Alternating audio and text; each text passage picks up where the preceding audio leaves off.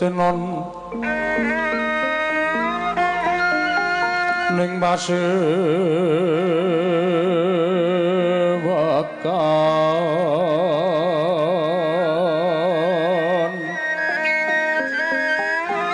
mo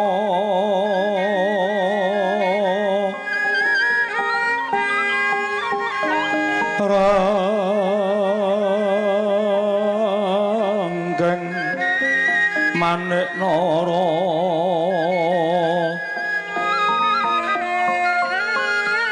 Narawata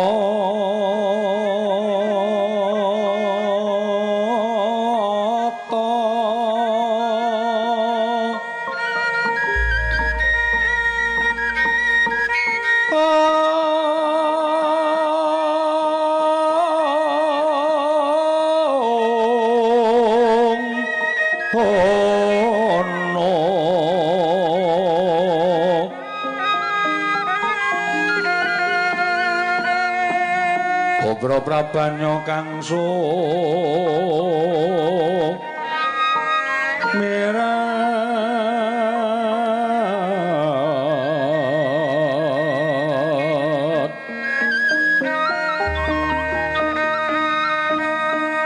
kenyaring tejo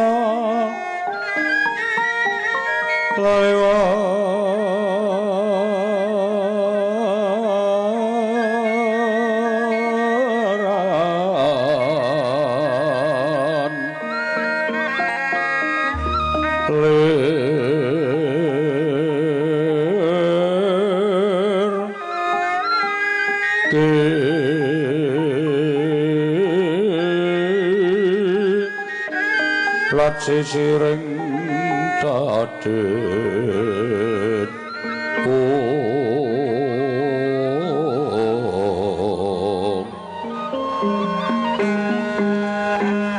wimbo kekanda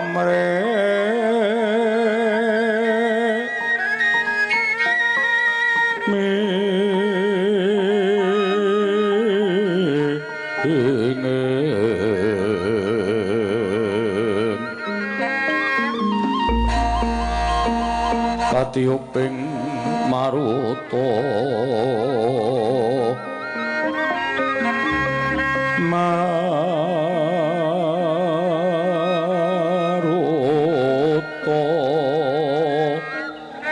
mando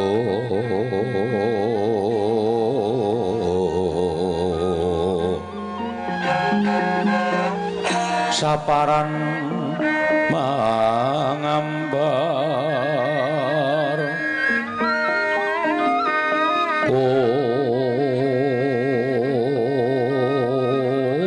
mas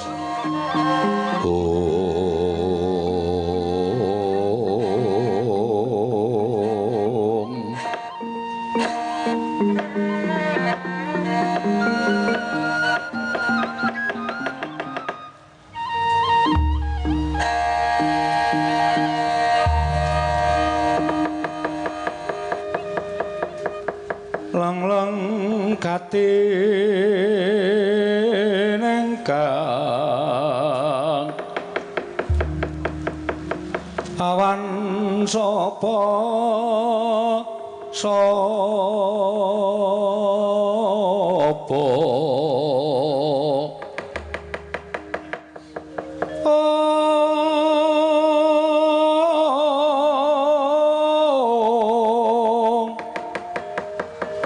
nikang astina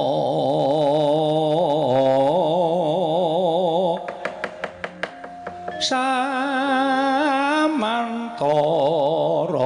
tekeng tegal kurunarya ya kresna laku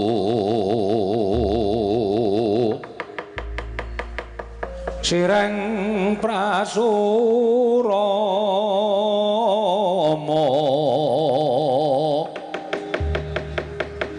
miangkan wajanaka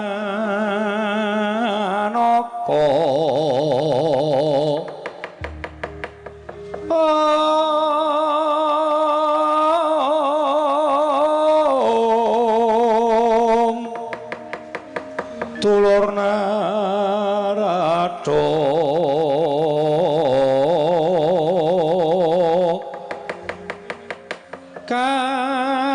kapangya tegalwi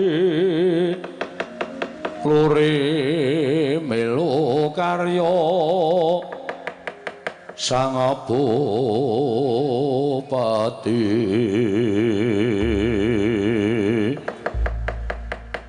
sang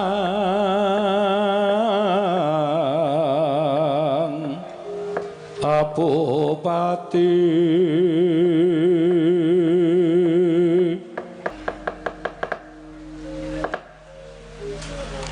Lewang sumono madinluwih ana sasmintan ingsun jagat wasisaning Upadara paman Harya Sengguni ayo ndadekake gugup pengrira si paman manira biji wenten ngajengan manira paman patih plasa senar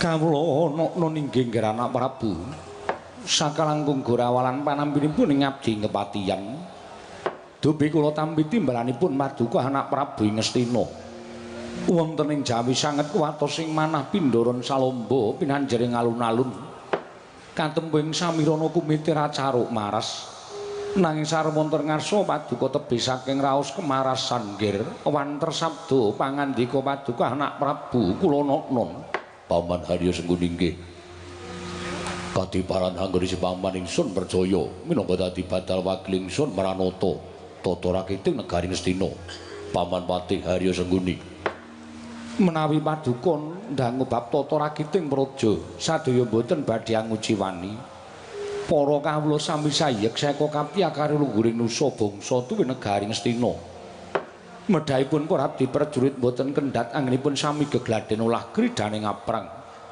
sawanci-wanci praja Paduka katemping parang muka boten badhe anggepok kunca Paduka anak Prabu ing bapa ing kepatihan remuk kasawurna putung sumangga kabandhem nonggir kawula non ndadosaken suka marwata suta salebeting manah mboten langkung pakaran ingkang utama tindakna slawase lan kaprayogakna anggone si paman ngadhep ngarsane mandira paman Patih Harya Sengguni kawula non ninggih nggih anak Prabu sampun boten kirang prayogi pisuwanipun ing abdi kepatihan dinten sak mangke nggir kawula non Bapa Panembandurna Sarawuh Paduka kula ngaturaken karaharjan rawuh Paduka Bapa Durna wonten negari Ngastina Bapa Panembaning Saka Lima Astaka swala sila berdobo swalu gimbal sumorante hawela kula nuwun inggih nggir tansah pinanganing kawidadane ring sambi kula sawanipun ing bapa ing Sukalima manggya widada sawan kula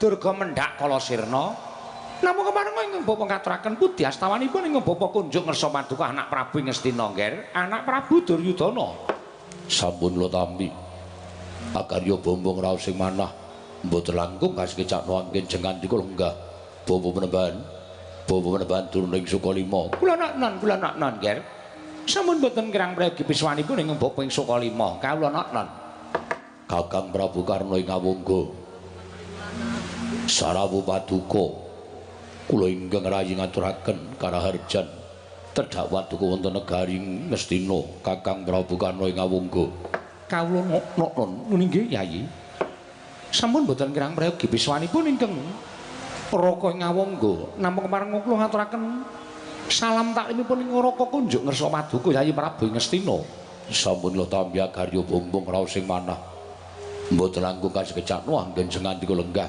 kawula non nggih sampun boten kirang prayogi biswanipun ing Raka ing Awangga wonten negari Ngastina dinten sak mangke menika Yayi Prabu ing Ngastina apa dene sira Dimas Kartomarma prayogane nggone si adeng-adeng ngarsaning pun Kakang Dimas Kartomarma lho diwaji sampun boten kirang prayogi anggenipun ingkang rayi ngabyantura ngersa Paduka Kanjeng Koko Prabu namung derelan sak sampunipun kepareng kula ngaturaken sembah sumangga ping pangabekti kula kunjuk sandhap pepodo Paduka Gusti kula ingkang sinuwun ndak tampa siadiatur pangabekti ora liwat pangestunipun Kakang Tampanana kula pundi nggo jimat paripih lan mratakna mring sagung kang padha siba tatanan para kawula aja ngandhut ing padha saur manuk jeneng ingsun diambabarake wigatining pasewakan menapa ing sampun kula paduka dawuhaken badhe kula candhi nggo jimat sesembahan kula ing Ngastina Kanjeng Sinuhun Prabu Duryudana. Paman Harya Sengguni, kula wonten timbalan nggih anak Prabu Bawadurna. Wonten dawuh Kakang Prabu Karna ing Ngawangga, wonten timbalan Yayi. Marmanipun rikalanggan samangke para sepuh kula caketaken anggenipun lenggah wonten ing Datulaya Praja Ngastina.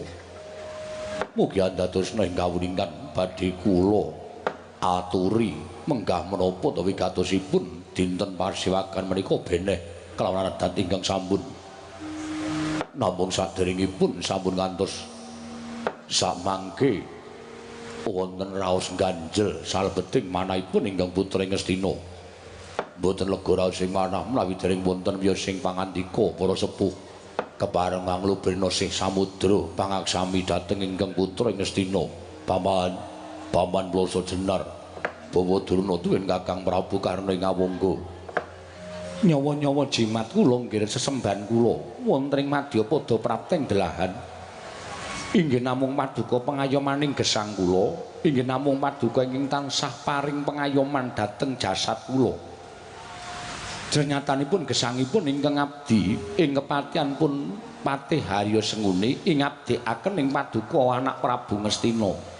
Mila sampun satrepipun sampun maletoti nimbalaning wanci rina nadyaning wanci ratri katimbalan sowan kula mboten badhe suwala.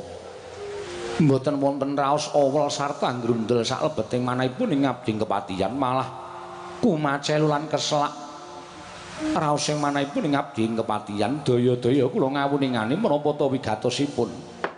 Dene paduka anak Prabu kepareng nyaketaken wiswanipun ing bapa ing kepatihan. Nggih kepareng ing bapa nedya nganglungaken jangga nelingaken karna mastuti sabda tama paduka anak Prabu Ngastina. Semanten ugi ingkang bapa ing Sukalima nggih. Mboten wonten raos kuciwa salebeting manahipun ingkang bapa jernyatanipun dinten sakmangke katimbalan sowan wonten ngersanipun anak Prabu Duryudana. Malah samangke kula cumadong dawuh wonten wigatos menapa sajakipun wigati anggen paduka nglempahaken para sepuh wonten negari Ngastina dinten sakmangke menika. Menawi tanpa pambengan tumunten kapedharna dhateng bapa ing Sukalima. Ingkang bapa mboten kitang sekedhik aturipun sakmangke saged angejum gumbala ingkang ruwet hamadhangi pepeteng penggalih paduka anak Prabu Ngastina. Semanten ugi kula Yayi. Mboten kathah-kathah nggih kula badhe munjuk atur ing pengajap raos sing manah kula namung daya-daya nyadong dawuh timbalan pun paduka Yayi Prabu. Tumunten kababarna kula nedya nelingaken karna mastuti sabda pangandika paduka Yayi Prabu Ngastina, Yayi Prabu Duryudana. Long-long rambyang ningkang driya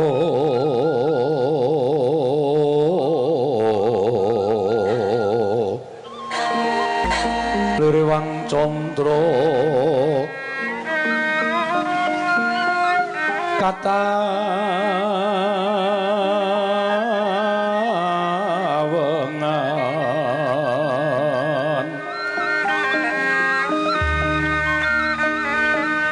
sumo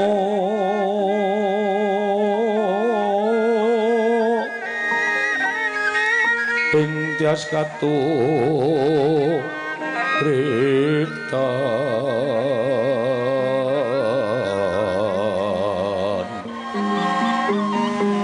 limut kabiyataning cicit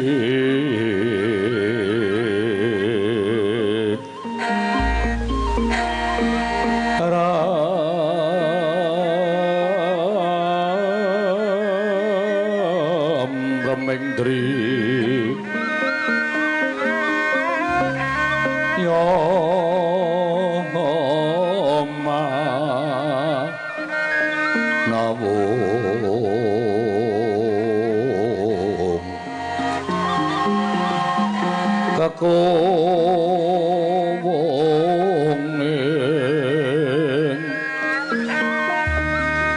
kakunging wang wisesa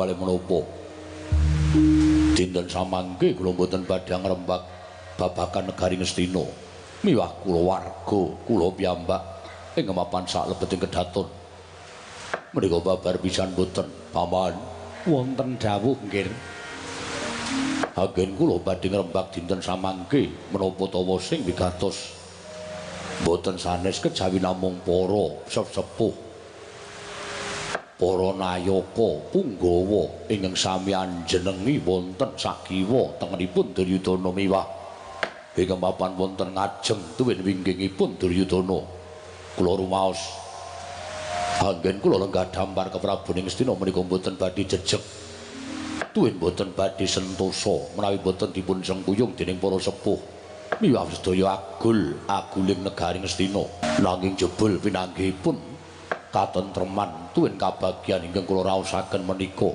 dipun gegasah dening satunggiling nayaka tuwin dipun bebeda dhateng tingkah lampahipun satunggiling bini sepuh ingkang ketingalipun tansah ndedheple wonten ngarsanipun Duryudana hanggung siningkepan kinemulan dening Duryudana lair nanging batosipun jebul tansah manunggal kaliyan mengsah menika ingkang dadosaken manah kula boten jenak menika ingkang dadosaken manahipun ingkang putra Ngastina menika boten tentrem tuwin boten ayem malah dinten sakmangke dinten-dinten ingkang sampun kepengker saya ngeglo saya cetha anggenipun manunggal kaliyan mengsah anggenipun sami manunggal kaliyan para Pandhawa Blakasuta blak kotang terus terang menawi tingkah lampahipun para sepuh ingkang sami mukti ngawibawa Nyakrawati Baudenda wonten negari Ngastina nanging nyatahipun lairipun ngemuli dhateng panjalmane mengsah kula menika mboten mathuk kula mboten sarujuk miwah manah kula mboten condong mlengeng saking menika dinten samangke badhe kula rembag menawi saestu hanggung jurung dhateng kanalendranipun ingkang putra pun Duryudana mesti kemawon sampun ngantos caket-caket kaliyan mengsah tuwin ingkang kula anggep mengsah nanging menawi nyatanipun lair wonten negari Ngastina batos wonten panjalmaning mengsah dinten samangke kula aturi Blakasuta dhateng putra pun Duryudana kula mboten badhe lumaos kecalan upami badhe kesah saking negari Ngastina tuwin badhe manunggal kaliyan para Pandhawa dinten sakmangke kula ikhlasaken nanging kula suwun kanthi sanget sampun ngantos nyuduk saking wingking sampun ngantos tumindak api-api ngrombong dhateng Kurawa nanging jatosipun piyambakipun menika batos tansah ngrangkul dhateng para Pandhawa menika kula boten remen menika kula boten seneng menawi ngantos perkawis menika kula kendelaken wonten negari Ngastina persasat Ngastina menika glugu ingkang ketrusu Banduyung ketingalipun manjing dados sederek nyati-nyatanipun badhe grogoti dhateng kanalendranipun Duryudana Paman Harya Sengguni Syang Pantara Ratri hamung cipta pukulun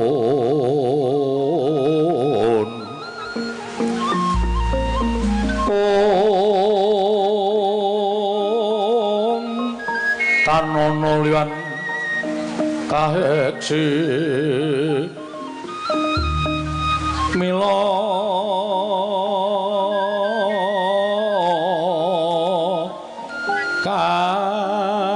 katur kang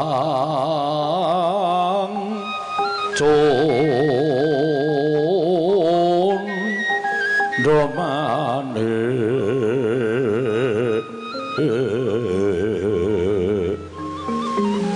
prasasat rageng ulun kang sumembah mung gwing Pradanto Prabu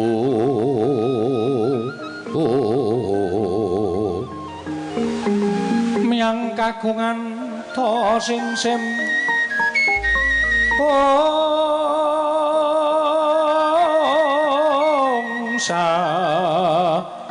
sat sampun prapti katonas topo kulon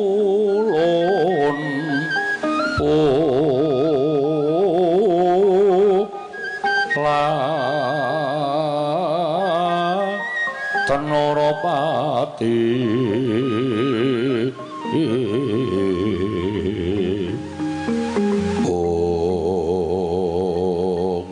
Rama dewaning sun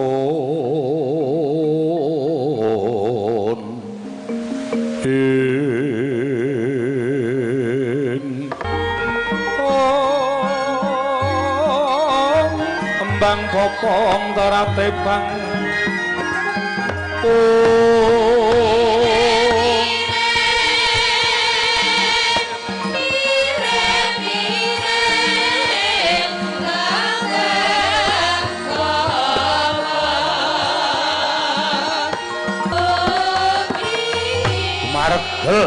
penggaling sang topo Begawan Durna ing Sukalima dupi midhanget sabdanipun nata ing Astina Prabu Duryudana mila jroning galih nadyan datan tinuding parandene binalang liring kemawon sampun kraos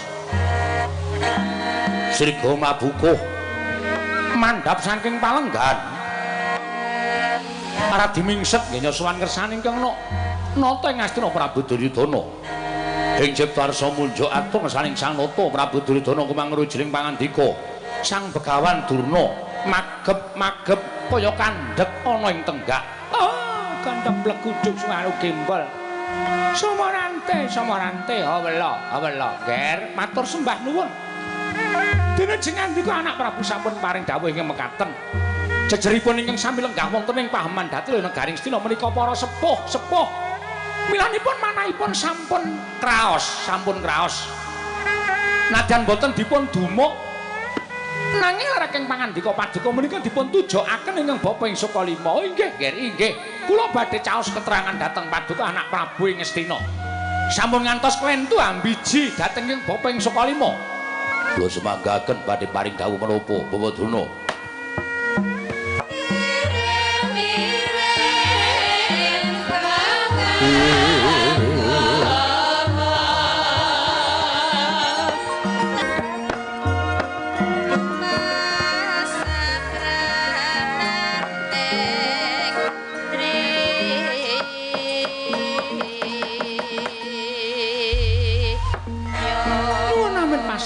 Mantabe tinebena iki lho nidu mawahing nawang tawangger mralipun lepatipun ingkang bapa nyuwun ing samudra pangaksami boten dados menapa malah syukur dene bapa Durna sampun karaos babagan perkawis menika mligi panjenengan ingkang kula anggep sak mangke tansah ngrangkul dhateng para Pandhawa oh inggih Ger namung nuwun sewu sampun ngantos nglepataken dhateng jejeripun Begawan Durna panjenengan prisa piyambak bila ingkang Bapak ing Sukalima menika sinengkaken kaluhur dados gurunipun para Sata Kurawa miwah gurunipun para Pandhawa jernyatanipun guru menika paring wangsan ngelmu dhateng muridipun kula mboten banci ndembanci ladan kok Ger Kurawa kula rengkuh kados dene murid kula piyambak Pandhawa inggih kula rengkuh kados dene anak kula piyambak kalihipun menika kula sami kula mboten benten-bentenaken kula ngaturaken panuwun dene Bapak Durna sampun kepareng madhep jejeg minangka dados brahmana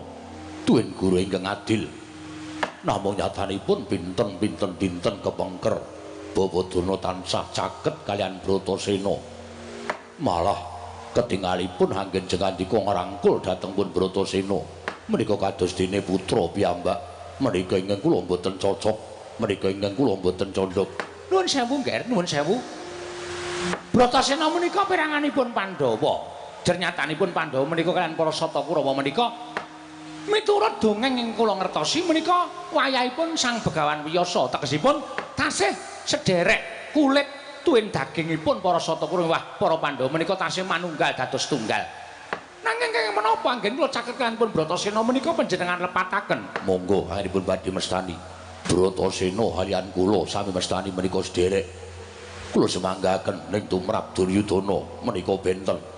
Bratasena kaliyan Duryudana, Kurawa kaliyan Pandhawa menika tumrap kula satru mungging cangklaan. Menawi saged kedah kula singkiraken. Kula mboten ikhlas, kula mboten lila menawi Bratasena tansah caket kaliyan Bapa Durna. Nuwun sewu, Nger. Niat kula mboten gadah niat menapa-menapa. Namung tancepipun guru kaliyan murid menika kedah tresna. Jernyatanipun guru menika minangka dados wakiling tiyang sepuh menawi wonten ing pamulangan. Mila tancepipun guru kaliyan murid menika kedah antawisipun bapa kaliyan anak. Menika namung samudana. Nanging anggen jengandika nganggep Bratasena menika kados putra paduka piyambak menika lair dumugi ning Batos. Mestinipun mekaten jernyatanipun menawi lair tok menika tegesipun kula nyelaki dhateng jejer kula minangka dados guru. Nyatanipun sedaya ilmu kula paringaken dhateng pun Bratasena. Kula mboten banci demban siladan kok, Nger. Kula mboten badhe banci demban siladan. Sedaya siswa ingkang bangun mitra dhateng paritahing guru, ingkang bangun mitra dhateng menapa wewangsaning ilmu ingkang sampun kula paringaken menika tertentu kula tresnani. Mboten ngemungaken Bratasena. Klebet Puntadewa, Janaka, Nekulasedewa. Menika ugi kula sami kula tresnani lair dumugi ning Batos. Nuwun sewu Kakang Durna. Sing mang sebutke kok ming Pandhawa tok. Apa Kurawa ora ana sing mang tresnani, apa Kurawa ora ana sing nabet wonten penggalih panjenengan. Nuwun sewu nggih Dik Patih. Blaka Suta kemawon kamanungsan menika kedah dipun ginakaken. Tegesipun pripun? Nek pancen kula digawe lega, kula ya mesti gawe lega karo sing tresna kalih kula. Ning ewadene yen kula menika digawe gela, kula mesti ya ora bakal lega atine. Kok iso ngoten sampeyan paring dawuh? Pendak-pendak kula tansah dipun gawe gela dening para Sata Kurawa. Kurawa dipun titipaken dening Begawan Durna. Ning sithik kemawon sajake ora percaya karo wangsaning ilmu sing kula paringke marang Sata Kurawa. Nyatane pendak-pendak Sata Kurawa menika kula mulang. Anggenipun midhangetaken piwulanging guru mboten kaya nek kula mulang para Pandhawa. Lho menika lho. Nek guru disepelekke ya apa guru ki bakal tenanan nggone mulang karo murite. Ngaten? Dadi kula ora kok perkara banci demban siladan niku mboten. Nuwun sewu nggih Dik Patih, Bratasena le tekan Sukalima nganti nginep-nginep barang niku merga Bratasena le gandrung ngelmu kalian Begawan Durna. Tur napa sing kula paring kalian Bratasena, Werkudara iki lakonana. Pepacuh iki aja nganti tok terjang, aja nganti nerak pacak nerajang perbatang. Lakonana sing kanthi tulus lahir lan batin. Ngelmu mesti bakal manjing. Merga ana tetembungan, ngelmu kuwi kelakone kanthi laku, lekase lawan kas, tegese kas nyantosani. Paham ora sampean? Nggih. Nggih, Kakang Durna ngertos. Dadi kula ora perkara banci demban siladan. Aja kok Bratasena, nek Dursasana niku tekan Sukalima mongko ya ngangsu kawruh kalih kula lahir batin. Ora tau ngece karo wulanging guru, percaya karo wulanging guru, percaya karo ngelmuning guru. Oh, Dursasana mesti kula rangkul kaya anak kula piyambak. Ning gandeng Dursasana sak kurawane niku ora tau lahir batin nggone percaya karo ngelmuning Begawan Durna. Pripun lajeng kula percaya kalih murid-murid kula? Munggah ya kono, mudhar ya kono. Nggih. Ning nuwun sewu. Kudune mboten ngoten sampeyan pambegane, kudune loro-loro ditresnani. Kamanungsan lho, Dik. Kula ngaturi kamanungsan to. Kamanungsan niku wong niku nek digawe lega mesti bakal gawe lega. Nek digawe gelo mesti bakal gawe gelo. Niku kamanungsaning menungsa. Menungsa niku dudu malaikat. Nggih. Menungsa niku dununganina lali salah apes lawan mati. Arep Pendhita Durna niku mujudake sawijining brahmana. Serban kethu kula nganggo putih kaya ngeten iki. Ning durung karuan kula iso ngresiki ati kula putih kaya serban kali kethu kula. Kala mangsa ati kula ketaman reget.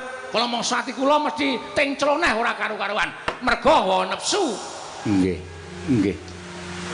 Leres Kakang Durna. Nggih.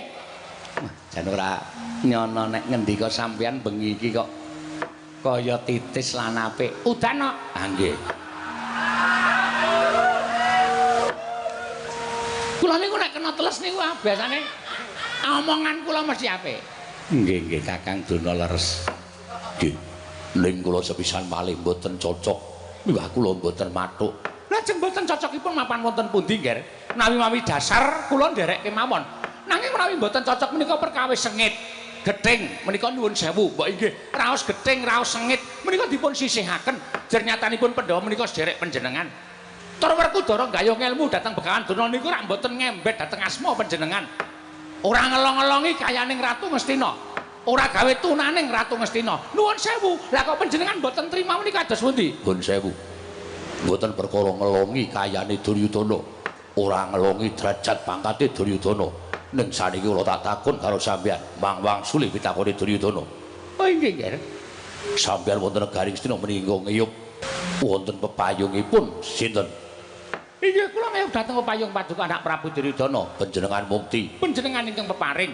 Sampeyan iso duwe derajat pangkat. Panjenengan ingkang peparing. Tegesipun sampeyan suwita wonten negari Ngastina. Oh inggih.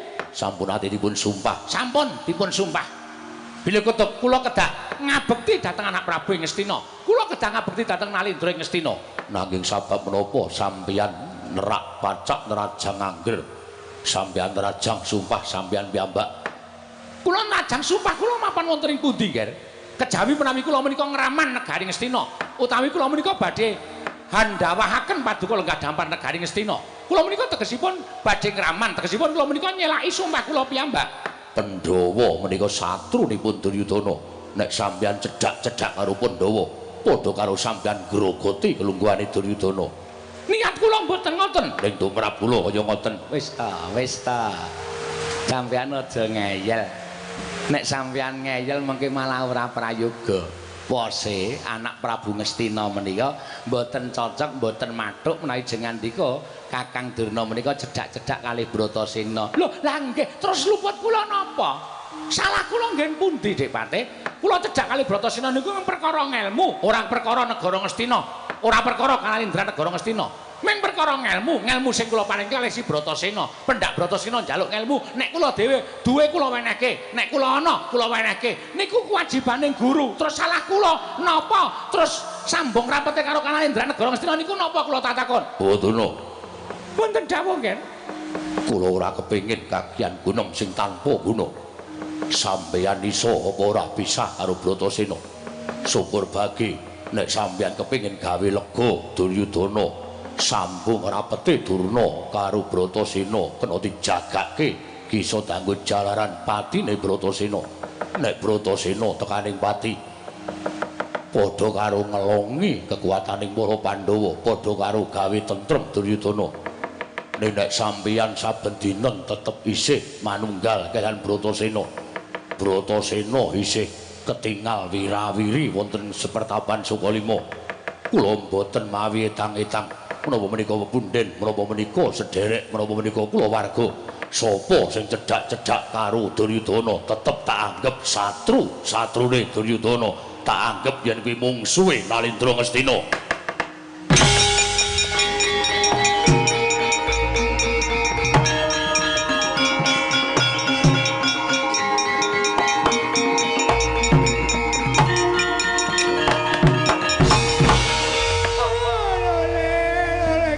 Lalu gembol monyor-monyor duk neng dunggul. Wana dadi alas-alas dadi ngono kok dados mekaten to, Nger. Nuwun sewu lho, Nger, kula menika mboten wonten sampeng riput rapetipun kaliyan Kalindran Paduka. Sampun, kula mboten butuh rembugan sing akeh-akeh. Nuwun sewu lah, mongko samangke menika sampun kula janjekaken kula pinanggih kaliyan Bratasena.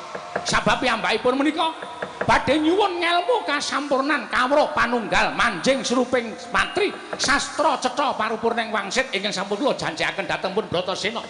Menapa inggih kula badhe nglincati dhateng sumpah kula pinanggih sampeyan karo Bratasena dina iki iso dadi jalaran mangloroke Bratasena wonten juranging kanistan, juranging kasangsaran. Syukur bagi Bratasena iso mangloroke manjing pepati. Nek sampeyan ora saguh, sampeyan aja nganti mapan saben-saben negara Ngastina.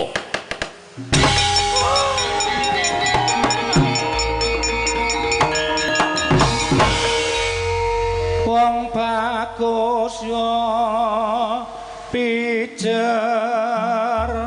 muwun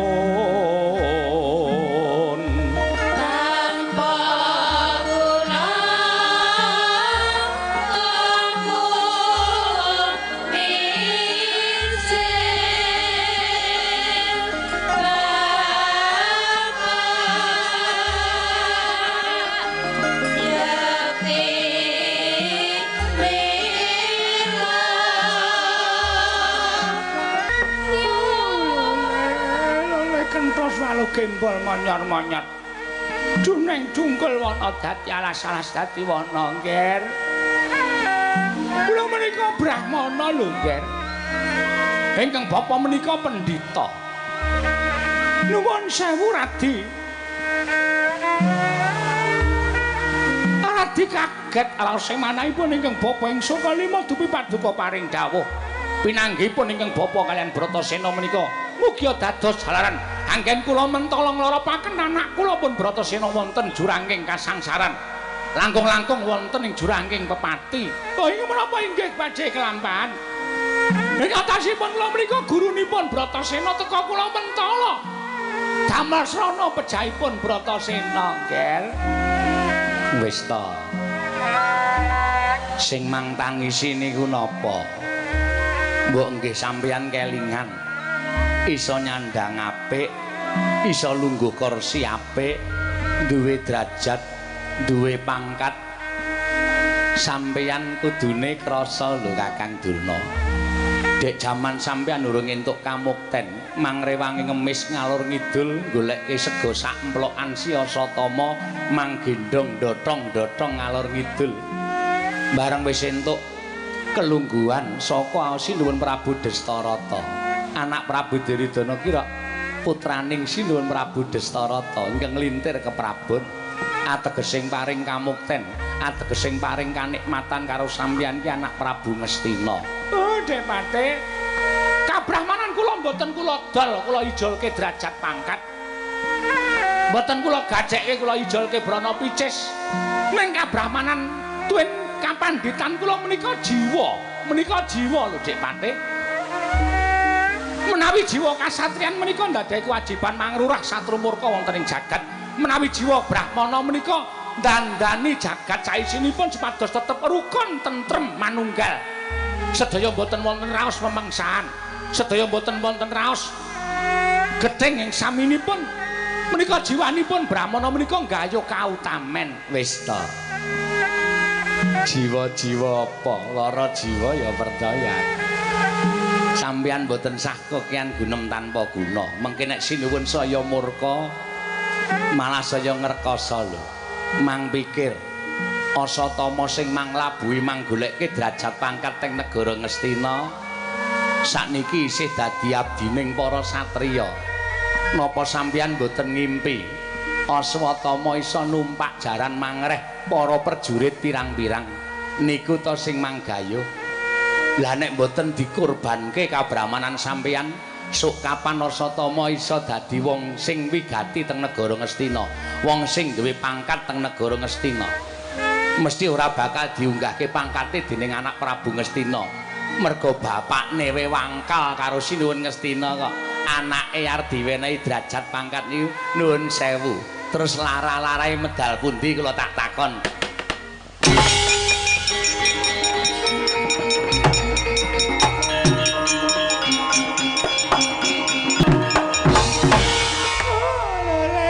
Lole kenthos selalu gembal manyar-manyar. Duneng dungkul wana dadi alas-alas dadi wana. Nuwun sewu, Nger. Nuwun sewu. Menapa ing sampun paduka dawuhaken menika pinarya pamecut tumrapipun ingkang bapa ing Sukalima. Pamecut kados pundi? Anggen paduka mboten pitados kaliyan lair batosipun ing bapa ing Sukalima menika mangke badhe kula buktekaken sarana anggen kula pinanggih kanpun Bratasena wonten ing papan mriki. Monggo. Samangke menawi panjenengan kula atur midhangetaken aturipun ingkang bapa ingkang tinampi dening rayi panjenenganipun Bratasena. Lan kula aturi biji dhateng lair batosipun Begawan Durna. Durna menika nderek pundi? Lair batosipun Durna menika semendhe wonten Ngastina, wonten menapa wonten para Pandhawa, Nger.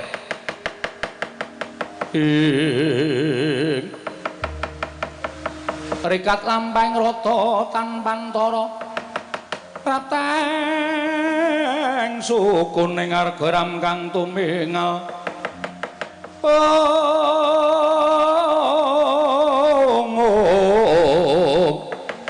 Ram kang tumingal dendeng saengga praja.